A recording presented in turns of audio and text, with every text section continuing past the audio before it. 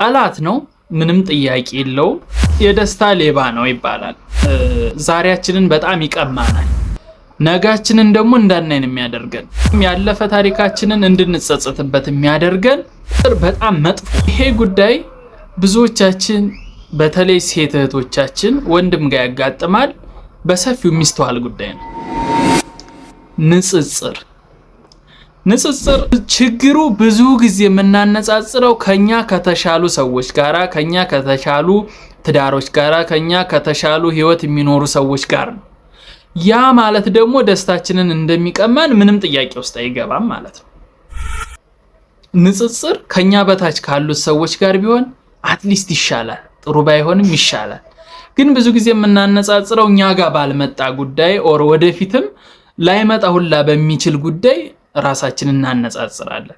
ይሄ የፍቅር ግንኙነትን እንዲሁም ትዳርን እጅጉን የሚጎዳ ጉዳይ ነው። ሶሻል ሚዲያ ላይ የሆነ በጣም ትልቅ ኢቨንት አዘጋጅቶ ራት የጋበዛትን እያየች የኔ ባል እንደዛ ካላደረገ ብሎ ራሷን ከዛች ሴት ጋር ማነጻጸር ከደስታ ሌባ ውጪ ምንም ልለው አልችልም። በቃ ሁላችንም ልዩ ተደርገን እኮ ነው የተፈጠርነው። ፈጣሪ ሲፈጥረን እኮ በቃ በተለየ መንገድ ነው ሁላችንም የተፈጠርነው። አይገርም? አንድ አይነት የሚባል ነገር የለም። ተመሳሳይ ስሜት የሚባል ነገር የለም። የሚያቀራርቡ የሚያገናኙ ነገሮች ይኖራሉ፣ ሴት እንደ ሴት፣ ወንድ እንደ ወንድ። ግን ሁላችንም የተለየ ህይወት ነው መኖር ያለብን። የተሰጠንም እንደዛ እንድንኖር፣ ፊሊንጋችንም እንደዛ መሆን አለበት። ደስታን ማን ይጠላል? ጥሩ ነገርን ማን ይጠላል? አዳዲስ ነገሮችን ማን ይጠላል? ግን የኔን ባል በትክክል መለካት አለብኝ ብለሽ ማሰብ፣ የኔን ሚስት በትክክል መለካት አለብኝ ብለህ ማሰብ። በጣም ሰርፕራይዝ የምታደርግ ሴት፣ ቤቷን በጣም ውብ አድርጋ ልዩ አድርጋ የምትጠብቅ ሴት እያየህ የኔ ሚስት እንደዛ ካላደረገች ማለት አትችልም። እሷ ምናልባት እንደዛ አይነት ፐርሰናሊቲ ላይ ኖራት ይችላል። ሶ የኛን ህይወት ስፔሻሊ በፍቅርና በትዳር ህይወት ውስጥ ስንኖር በምንም ተአምር ከሌላ ህይወት ጋር ማነጻጸር የለብንም። አለቀ። ካነጻጸርን ከትላንቱ ማንነታችን፣ ትናንት እንዴት ነበር? ፍቅር ከነበርን ዛሬ ከቀነሰ ለምን ቀነስን? መቀነስ አልነበረብንም።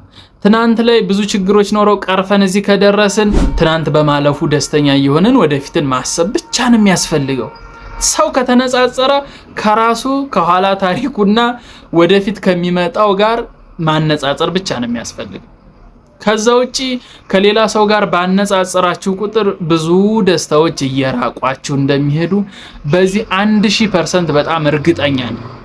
ራሳችንን በፍጹም ከሌላ ሰው ጋር ማነጻጸር የለብን። ደስታችንን ነው የሚቀማን። በቃ ሌላ ምንም የሚያመጣው ነገር የለም እንዴ። በቃ ልዩ ኮነናልን። እኔን የሚያስደስተኝ ነገር ሰንበዲ ላይ ያስደስተው ይችላል፣ ሊያስደስተውም ይችላል። ሶ ብዙ ሶሻል ሚዲያ ላይ የምናየው ነገር ስፔሻሊ ደግሞ ፌክ በሆነ ነገር እኮ ነው የሚገርመው እኮ። ተዘጋጅተውበት ኤቭሪቲንግ ካሜራ ተደቅኖ ምናምን ሁሉ ነገር መጀመሪያ ጨርሰው ለሚቀረጽ ነገር እኛ እንቀናለን።